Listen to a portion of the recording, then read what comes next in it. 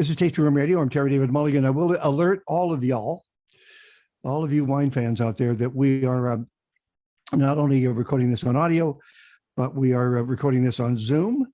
And then you can see these folks that are talking to you. And you can see the smiles on their faces. Amanda Thompson is the CEO and co-founder and founder of B Corp. We'll get to that in a second. Thompson and Scott, the wonderful wines I have over my shoulder. She is in England. Where specifically? Winchester in the south. We've got a microclimate here. The sun's shining. Are you near the vineyards of the south of England? We've got quite a few vineyards near us in Hampshire. Absolutely. Is it my mistaking, but is everybody making bubble or what? It's becoming very popular here. I think, rightly or wrongly, I think global warming is potentially helping with that in the UK. Yeah. And still wines actually too. There's some not too bad still wines being produced as well here now, which is a bit of a shock for the world. Is it possible that the Brits can be interested in low or no alcohol? Because of course the parody of them is that they're constantly drinking in their pubs. Well, I mean, I'm British and my brand has success in London and the wider UK. So I'd like to say yes. Mark, can I just talk to our guest for a second? Yes, I'll get to you. You know that. Of course, no rush. Every concept, every idea starts with a moment. Where was the moment for you and this journey you've been on? So champagne was my poison. I was a fine Blanc de Blanc champagne girl, and I retrained, left my broadcast career. Actually, I used to do a bit of TV and a bit of radio, left that behind and studied wine in Paris. And champagne was my buzz. And I wanted to see whether it were possible to bring the party without the alcohol. And what I mean by that is the ritual of champagne is my thing, the glassware, the cold, beautiful bottle, the pop of the cork, the moment that those beautiful bubbles, the cold ones, hit your lips for the first time and your tongue. And so that really was this idea that much as we all might love alcohol, it's pretty hard in 2021 to romanticize its healthy qualities. So that was really how the concept was born. Could I bring the party without the alcohol? How far back was that? What was the year again?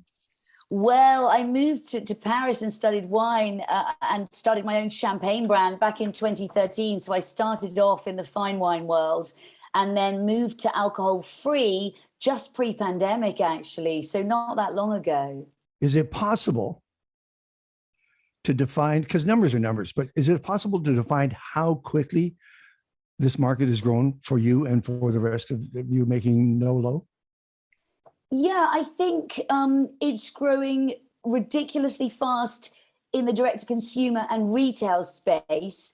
I think when it comes to hospitality and on-trade, that's more problematic because, of course, the market has shifted during the pandemic when we were all buying via computers. And so I think now what you've got in all of our marketplaces around the world, we're in 30 countries now, it plays out in a pretty similar way where the consumers are often buying in retail or via businesses like Mark's and getting the bottles delivered to their home. So our next challenge is to grow it in the real life party space when it comes to beautiful restaurants and bars, but that's starting in key cities. Amanda Thompson, she is the Thompson of Thompson Scott. Because this is Zoom, I can now do bottle shots. It's stunningly, it's important that the bottle replaces me. That's the organic rosé, sparkling rosé, and the organic sparkling Chardonnay, still chilled, just out of the fridge, just with a little bit. I didn't do just a taste. I did the whole damn bottle. I'm sorry. I just got carried. I love that. I believe that's my endorsement. Perfect. Mark, where did this journey, this no-low journey start for you? When did you start to get a buzz in your ear? Yes, pretty much at the same time as Amanda, I believe. So during the pandemic, I had a few different producers that I've met around the world that started to introduce their no-low brands to me. Yeah. And then how I met Amanda was through the British Trade Consulate. And then we just connected, and everything just kept popping up in my feeds about no and low. Turning 50 during the pandemic also made me realize that I need to slow down on what I'm consuming as well. So it's just a trend that I was following and knew that I had to be a part of for the next evolution of my company. So here we are 3 months later that we just launched Soft Crush. So you know how we all get to rely on certain friends, and sometimes we don't even tell them that we get to rely on friends. But if you're aware, if you're thinking about something, if you want confirmation that you're on the right track, what were your communities telling you about healthy decisions, alcohol, sugar, calories, wellness? When did it start to become a real dialogue around you? Around me personally, you know what? Just some somms in the industry, they even take breaks, right? That are traditional, wine and spirits people. And everybody that I know now pretty much takes a break for some reason at some time, and not judgmentally. So what I wanted to do was find products that could replace that social aspect and not feel like an outcast when you're in a group of friends, either at a restaurant or at home. Yeah, so, you don't want to be a freak. You don't want to be some sort of. Yes, you don't want to be a freak, or less freaky. Let's put it that way. So, and it has become one of the last kind of things that still has a stigma. Why aren't you drinking? I mean, we've gone through beer, we've gone through cider, we've gone through gin, vodka. Why not wine? Except it's such a mammoth, as you know, the wine industry is all consuming.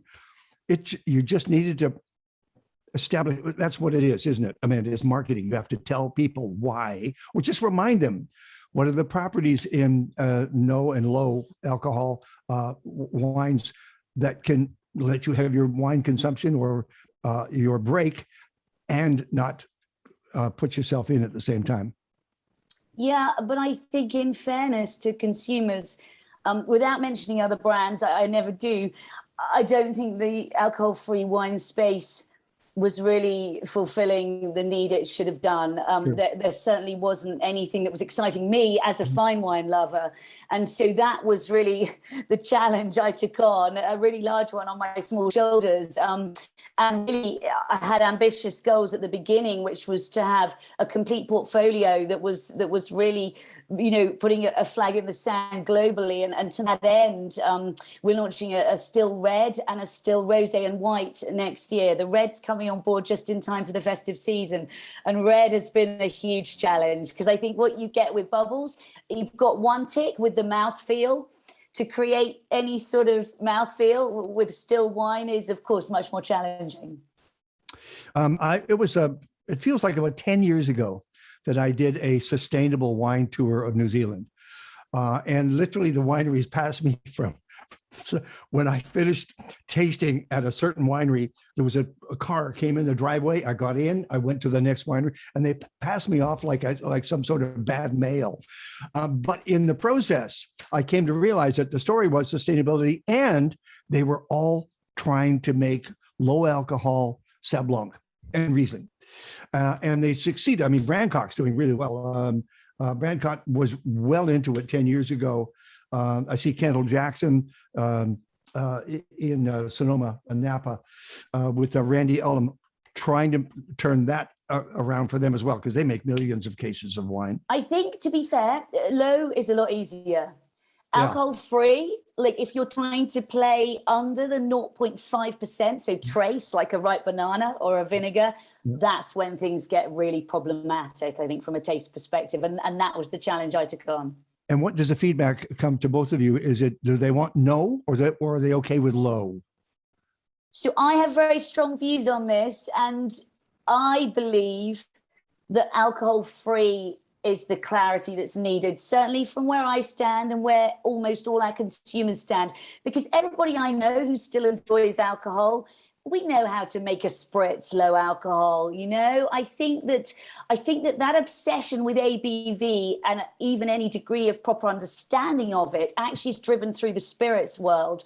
I think that in the industry we jump up and down too much about consumers analyzing and caring, but really sort of getting their heads around ABV. I mean, it's quite problematic, I think. I think when you're in the industry, we do have our blinkers on. So my belief is that no and low is a very catchy sort of PR term, but we are a brand that is very squarely no. So 0.5% is my cutoff in my mind. And I think that to play in the low space is a whole different ball game. And a lot of the consumers I know who still love alcohol, when they want to have that night off that Mark's talking about, they do want something that's really clearly not alcoholic. Because I think that whole low thing is very confusing, but also mainly driven by the industry. Thank you, Amanda. Listen, Mark, are they competing, the low and the no? There's not enough in the market yet to know if they're competing. There's very little. We have the traditional grocery store brands that have always been there. I'm not going near them. Sorry. But there's very, very few products in Canada yet. And, it's being driven by a few key importers that know that this is going to happen. And it's slowly percolating. And I think we're going to see a real uptake come January. Hey, Mark, when Soft Crush started to roll this out, was there instant a pushback or was there acceptance? I was ready for pushback and I got none. Wow. I got congratulations. This is right on trend. You're doing the right thing. Well done. I was super surprised. I'm still waiting for some pushback, but it hasn't happened yet. So you were welcomed. I was welcomed. Yes. Yes. At the time, what were you introducing? What were you bringing through the door? We launched with Noughty, and we another. So that was the first brand that I actually signed. So yes, yeah. All right, we're going to take a break here because I got to get to Noughty. This is going to be a three-parter. There's no way we can do it in two parts. Sure. So let me just take a quick break here.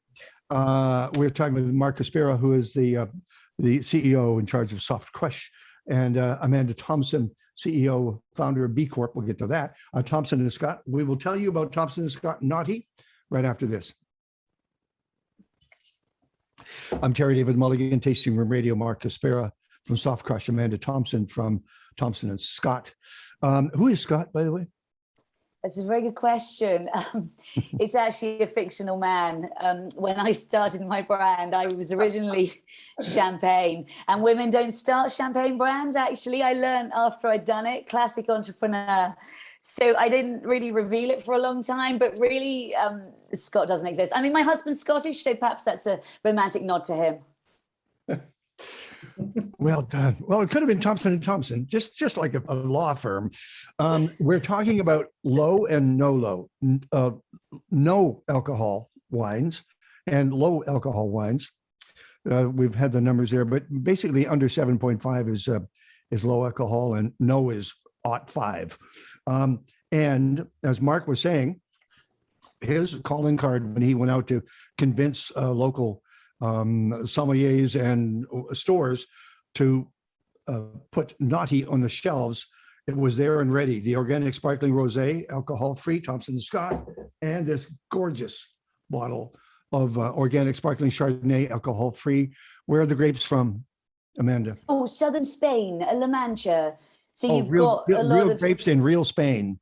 Real grapes in real Spain, yeah. So you've got a lot of sun ripening there because, of course, once the alcoholization process takes place, you want to start out with a lot of flavor because you want to retain the freshness. And of course, it's a two-step process, so it's kind of complicated. It's like when people say, oh, why isn't it a lot cheaper than wine? And you're like, well, actually, it's more complicated than wine because you're making the wine first, right? Did you taste your way through this, Mark? Was taste and nose everything to you when you opened Noughty for the first time? Yes, I'm very fortunate. I get a lot of samples delivered to my front door, probably like you do, Terry. And yeah, flavor, aroma, the mousse, the fine bubbles, those were all very important things to me. Quality has to be part of the equation of any product that I bring onto the portfolio. And we were absolutely thrilled. It's a Blanc de Blanc, right, Amanda? Yeah, and that was really my leaning. I came through being obsessed with Blanc de Blanc champagne. So, and again, when hopefully the reason you love it partially is because I think that my background being obsessed with champagne was highly pertinent for creating this. Actually, I do see the link very strongly in my mind. I'm obsessed by bubble. I love really tight, bright bubble, and I love what's the adjective? Earthy. I love earthiness. I love forest floor. I'm surrounded by forest floor. I'm surrounded by farms. I love that about what this wine is about. You've captured it. The process, without getting boggled down. Do you make the wine and then de-alcoholize? Exactly that. It's vacuum distillation. Exactly that. So you make the wine first, and then it's de-alcoholized. Have we perfected the process? I mean, I think that everything, I'm an entrepreneur, right? I think everything can be done better. And I was speaking only 2 days ago with the maker about this new de-alcoholization sort of machinery we're buying and how much we can always improve things. I think that we can always learn and improve everything, right? Here's the best question. Tell me about the rollout. Tell me what happened in the first 3, 4, 5, 6 months of Noughty. Okay, so we did launch in London, despite what you might think. I found some British people who would enjoy a glass of alcohol-free. So we launched in London, and that was just pre-pandemic. So we were just getting a bit of buzz going. I was lucky enough to have built a reputation of sorts in the champagne world, because I came in a bit controversially. You know, like I said, women don't start champagne brands. So I'd had a bit of success in the media. So I think everyone was curious to see what I was doing.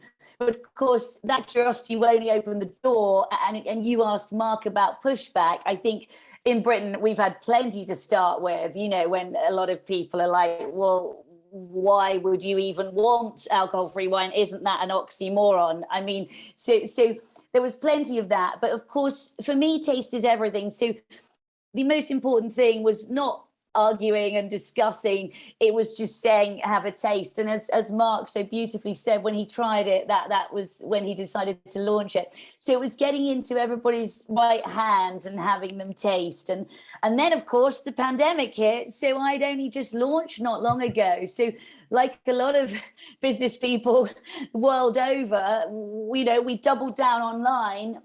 And I guess being entrepreneurial, you're used to just waking up and going, what the hell am I going to do today? And so we just had to, rewrite our business model. But truthfully, I think we were in a fortuitous position, having a business where we could do a lot online and we could still ship. And actually, I think a lot of our marketing opportunities, meeting wonderful people like Mark in different corners of the globe, one could argue were fast-tracked, but actually, ironically, because of the pandemic. But I have a question that keeps popping up. I got to answer it, even if it doesn't make sense in the current context. But it does make sense. But for both of you, who is it that wants wellness? Lower alcohol, no alcohol, less sugar, less calories, health benefits, maybe to enjoy something while you go through 9 months of pregnancy. I'm thinking that this is female driven. Am I wrong in my assumption?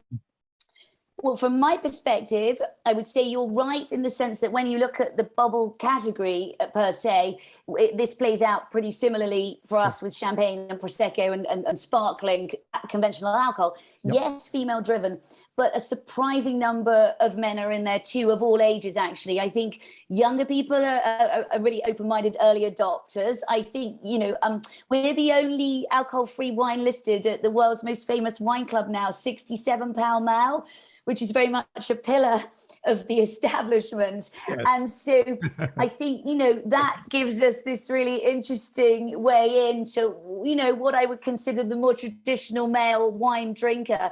And I think the red, which is coming on board shortly, and I very much hope that you and Mark can taste as soon as we've got the samples ready, I think the red is going to actually really give us a much broader gender split once we launched the red, actually.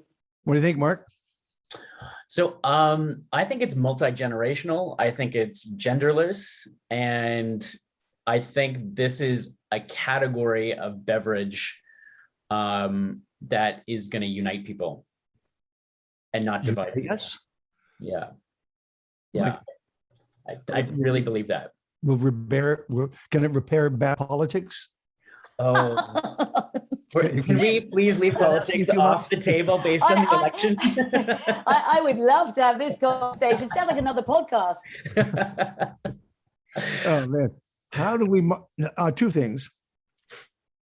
How the hell do we market this properly? Because I can see, I'm looking at the States and I'm seeing all of the old line wineries spitting out a low alcohol or no alcohol wine. They're just going to do it. They're going to try to catch up. How do you market it so that it's mature and intelligent and you're not insulting people? Mark, what do you think? I think it's really grassroots. I think it's a groundswell. I think it's word of mouth. We were very quiet on our launch, and I am shocked every day how many direct messages I get. Where can I buy it? How can I buy it? And even the traditional bottle shops have embraced it because somebody's shopping and inevitably somebody's not drinking. So it's been an amazing 3 months of a ride so far, and it's only going to get bigger. And we've got some big plans ahead with some national placements and things like that. So we're super excited about the category. So Amanda, what do you think? Well, I think that what Mark's just so beautifully encapsulated is the importance from my brand in having the perfect partner in market, of which Mark is definitely it. And of course, in America, we've got a New York partner, Texas and California. Okay. And of course, the beauty in America is when you've got an alcohol-free bottle, you don't have any of those cross-border issues that alcohol has when it comes to being sent direct to consumer. So we've got a multi-channel approach in the US. We sell in places like Central Markets, which is one of the high-end sort of Texas privately owned supermarket groups. Whereas in New York, we're with a fine wine partner who's getting it into bars and restaurants successfully. And we've also got a very successful direct-to-consumer platform. And I think really, as Mark touched on, the sort of partnerships, the buzz, is really key. And I think that you may be surprised to hear that I've been invited to be on the world's first not-for-profit alcohol-free board in the US to rep wine. So I'm not really afraid of the big boys. I think there's space for everybody, but I know how hard it is to make a perfect alcohol-free bottle. And so that gives you quite a nice barrier to entry for starters. And also the modern consumer, you touched on B Corp, the modern consumer, you'll know, you've got a very educated, I've spent time in your market, I know how educated you Canadians are. And the modern consumer, I think, replicates that a lot. People don't always want that mass market bottle that just doesn't have a lot of personality and they don't know who's behind it. And I think that consumers vote with their feet. So I'm not afraid of the competition. I think bring it on. Do you know why many Canadians drink those wines that you wouldn't have anything to do with? It's price point. It's price point. They're buying on a price. They don't care what's in the bottle. That's all they can afford. So let's start price points. How much is the Mark? How much is the organic sparkling rosé? Noughty.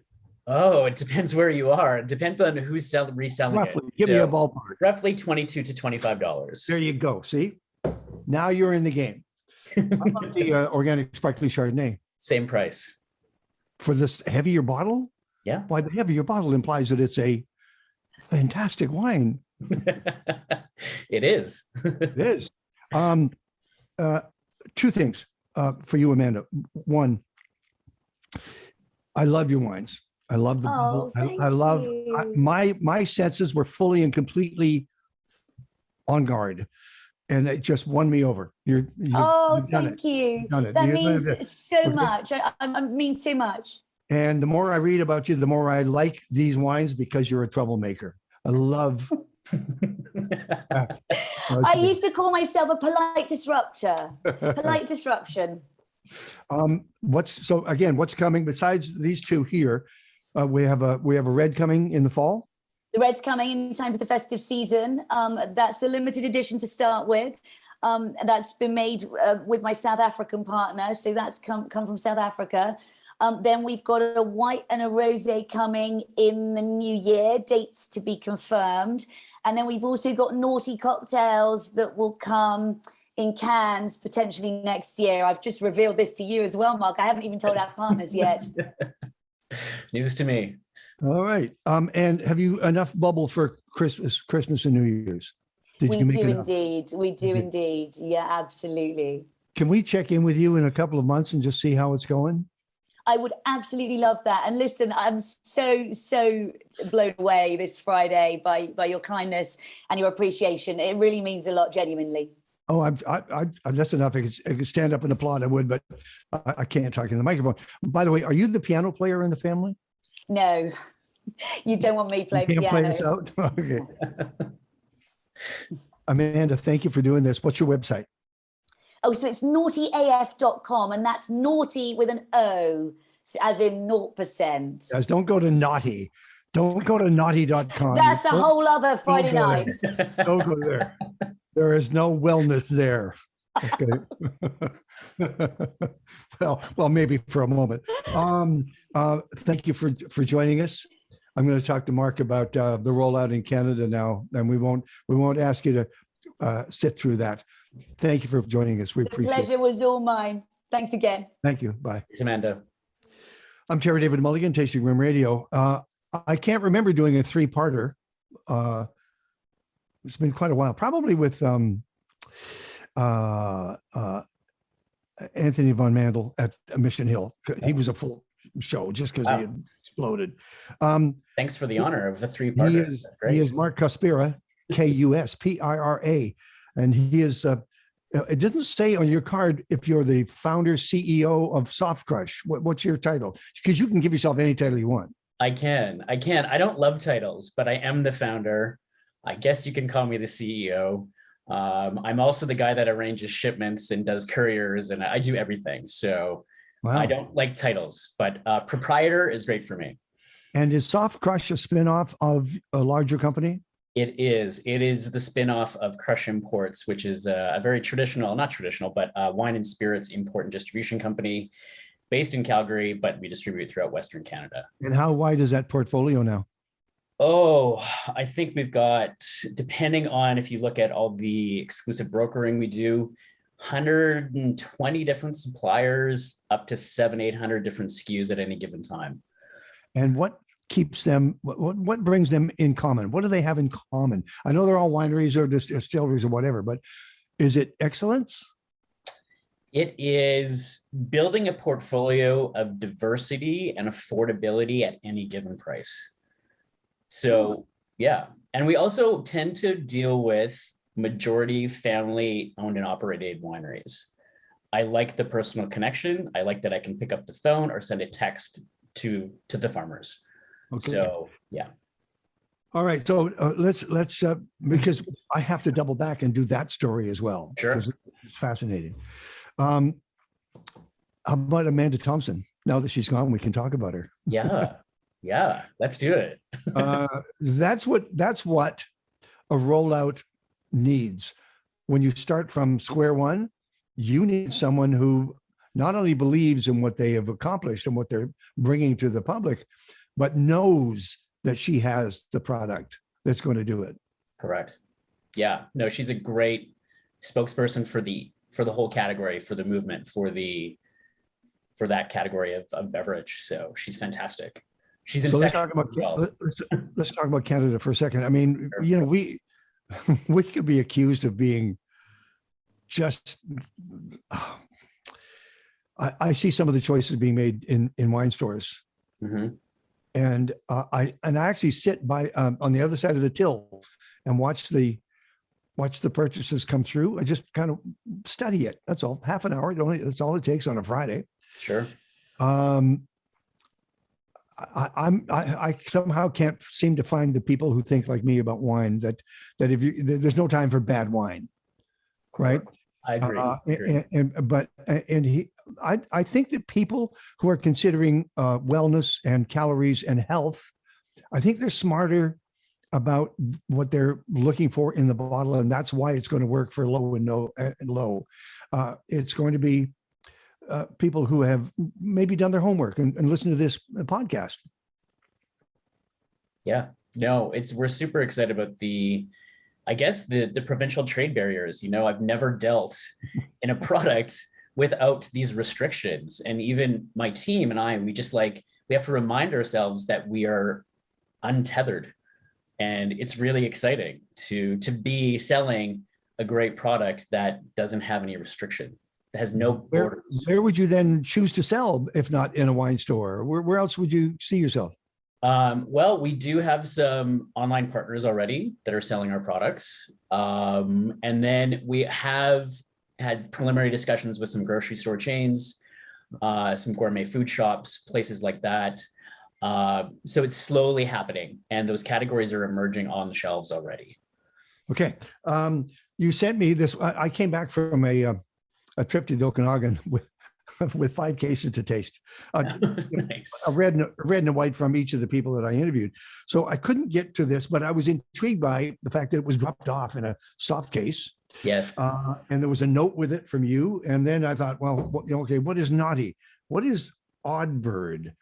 Tell me about Oddbird. So Oddbird, this also came to me via a connection in the traditional wine space. And I got this email and I'm like, well, what is this? And I was fascinated by the packaging, but more fascinated by the story. So it's actually a company based in Sweden. And the woman that created this is a social worker. And she saw these side effects of alcoholism in her practice. And she's also Muslim. She set out to create this brand, and she's been awarded many things, Entrepreneur of the Year, many things in Sweden. And then of course we got the product and we tasted it and we were thrilled. The one that you have there, the Spumante, this is a product that is from the Veneto. This is made with Glera grapes. The only thing that the consortium did not agree to was to the word Prosecco. Yeah. So that's the only reason they can't put Prosecco, is it? Because there's no alcohol in it. And I love their tagline, liberated from alcohol. So it's done the same way as Amanda's is, which is vacuum distillation. And Oddbird liberated from alcohol, the Blanc de Blanc, which is in direct competition with Noughty, but I think there's room for. Yeah, it's funny because now we're talking about different terroirs as well, which you don't hear about in no alcohols yet. So the Oddbird Blanc de Blanc is 100% Chardonnay from the Languedoc-Roussillon region of France. And then the Blanc de Noir is Chardonnay and Pinot Noir, also from the same region. They don't make bad wine in Languedoc. No. And the value is there too for them to be able to do it. So we're thrilled to also have those brands on our portfolio. And they're also coming out with, product line extensions as well. So what is the price point on the Spumante? It'll be $23 to $25 as well. Okay. Yeah. Same with the Blanc de Blanc? Same with the Blanc de Blanc and the Blanc de Blanc. All right. Yes. Was this an agreed upon price, or how did it happen? I did a little bit of research what these products sell for in the US, because that's often what we compare it to. And there is a no-low store in Manhattan, and that's the basis of where I do my pricing. But also, because I'm going to be selling to probably grocery store at some point, I don't know how they operate, and I don't know their margins, and I don't know what it looks like. So I've kind of just set this price that might shift a little. You're making it up. You're riffing. You're ad-libbing. Yes, correct. Because this is new for me. This is a new category. It's new for me too. What is the name of that no-low Manhattan store? Oh my goodness, Terry David, I don't remember. Maybe I can I can Google it, but I mean, that fascinates me. Yeah. I can see more of that happening. Yeah. There's Australia's at the forefront of this. They've got no-low stores popping up. This is happening globally. The Kiwis as well. Correct.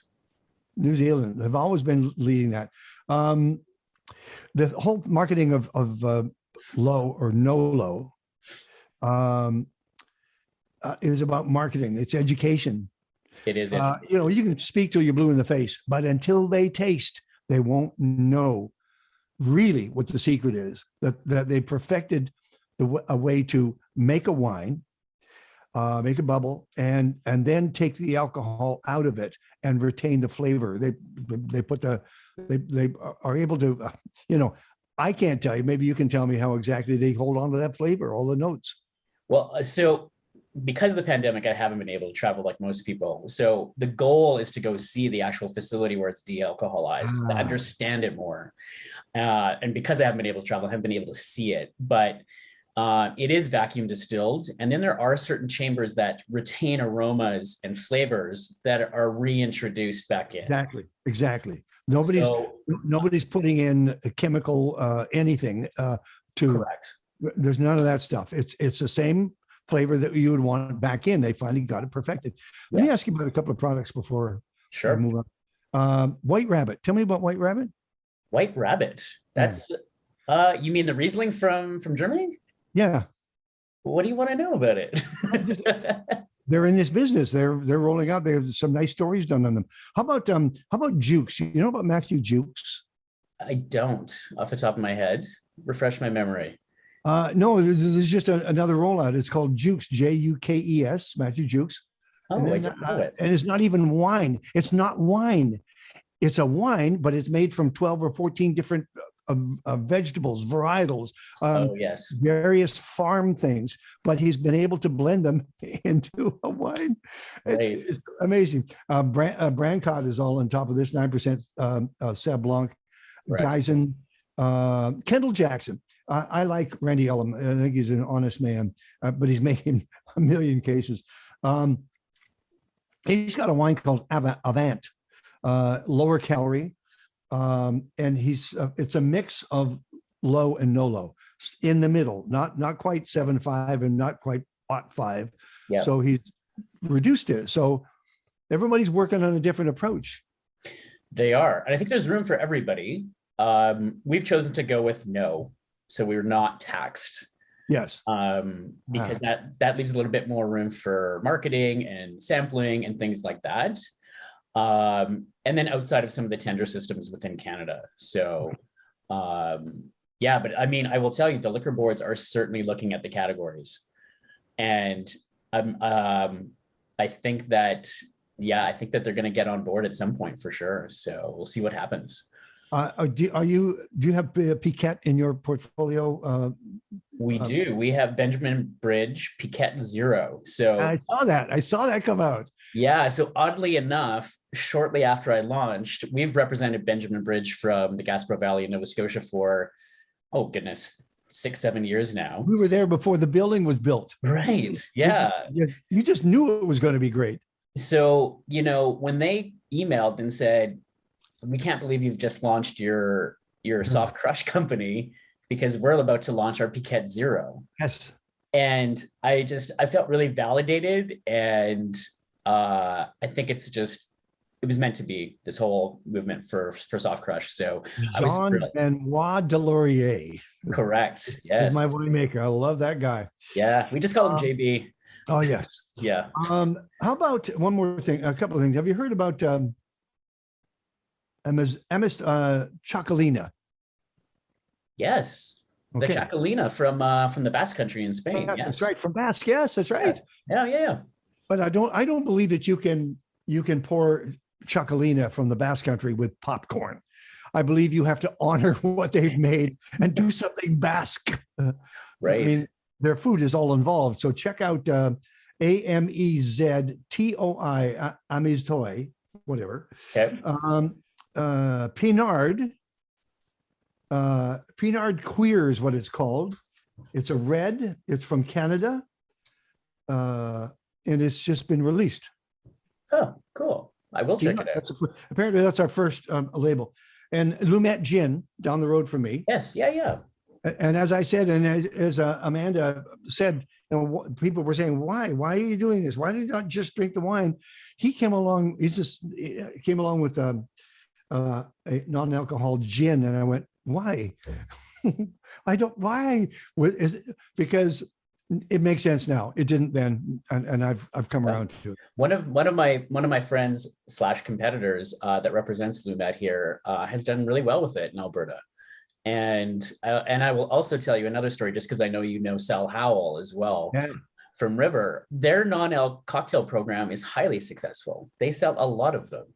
So they're. Well, I'm thinking if you're sitting at that bar at Dean House or River Cafe, and Yep. it's Friday afternoon at 5:30, Yep. and you're going to have a couple of drinks, get yourself a low alcohol drink or no alcohol drink so that you can drive home guilt-free. Yes. Like, for example, it's 9 o'clock on a Friday morning, and I am tasting your Big Drop Brewing Galactic Dark Noir. Yes, it's a Right? stout. This is yours, right? Yes, correct. Yep. It was in the bag. I Yes. assume it's yours. Yes, yes, yes. Yeah, this has been our number one seller from Big Drop, has been the stout. I like the dark. I knew I was going to like the dark Noir. I knew that. If I break a nail, I'm suing. Okay. Big Drop Brewing. This is Paradiso IPA. Correct. All right. I'm doing this on your behalf, Mark. Thank you. I appreciate it. Are you going to shotgun the next one? Yeah, 9 a.m. Friday morning. And the Big Drop Brewing Pine Trail Ale, Correct. Yes. which seems kind of manly, don't you think? Pine Trail Ale, I guess. But everybody hikes. Okay. They've got it. How'd they do that? How'd Big Drop do that? So this is a company, again, out of the UK that I got introduced through the British Trade Consulate, but they actually contract brew their beers in Ontario. So that's fantastic that we get to do that. Yeah. So what happens with Big Drop, without getting too technical, they actually use what's called a lazy yeast. So they're using the whole brewing process, but using a lazy yeast that doesn't convert all the sugars into alcohol. And that's how they're able to do it. A lazy yeast. That's what they call it, a lazy yeast. I can hear the jokes from here. Oh, I know. Well, I like those guys. Big Drop. Great, thank you. Are we seeing a low alcohol or no alcohol cider? I haven't found one yet. I bet a Sparkle will come along with some cider. Yep. Yeah. Oh, for sure. Yeah, we're always on the hunt for things. It's part of my day that I do every day for both sides of the company. So yeah, there's a few other exciting things on the horizon for Soft Crush too. One thing is a national steakhouse has decided to carry some of the Nolos. We can't say who it is yet. We're super thrilled with that announcement that just came out Wednesday. They emailed us. So like a steakhouse or just a national chain? A national steakhouse. Wow. Yeah. Okay. Yeah. We'll be able to announce it shortly. I just haven't gotten the verification that we can make that announcement yet. You can do it now. When are you going to, what is shortly? When are you going to announce it? Hopefully in the next week or two. Okay. Well, this show is going to run Next Friday, right? October the 2nd. Okay. I will give you an update before then. How's that? Thank you very much. You're welcome. Well, this is cool. I love this. This is fantastic. I think I'm going to phone some of my favorite Psalms and see what they're thinking. Sure. Just to get an update. And more importantly, here's your chance. Here's your 1 minute elevator pitch to the wine fan out there who is maybe not quite convinced. You have 60 seconds. Go talk to them directly. I think the term that I've coined from somebody else or liberated from somebody else is inclusive hospitality. I think it's like, a table where you used to have like somebody that ate steak, fish, chicken, and the vegetarian was always the odd person out having terrible food delivered to them because the restaurants could not create fantastic vegetarian dishes, but now everybody is. And so now the restaurants need to step up and have inclusive hospitality where there's always going to be somebody that doesn't want to drink alcohol at the table. You're going to be busy. Thank you. I hope so. We are already. We're excited for the future. And I will come back to the larger of the two companies, and Sure. we'll have we can't do the entire portfolio, but we can at least get started. Sure. And I love the fact that it started with Shug. I mean, that's gold. Oh God, it is gold, and it's a great story of how that just came to be and how I started my company. So Well, that's where we're going to start the next interview. Okay. fantastic. Okay, don't go anywhere. Let me just say thank you for this. Thank you for Oddbird. Thank you for Big Drop. Thank you for Noughty. And very much thank you to Amanda Thompson for giving up her Friday night in England to before dinner to sit down and talk to us and make trouble. I would love that. Great. Thank you. That was great fun. What's your website? Softcrush.ca.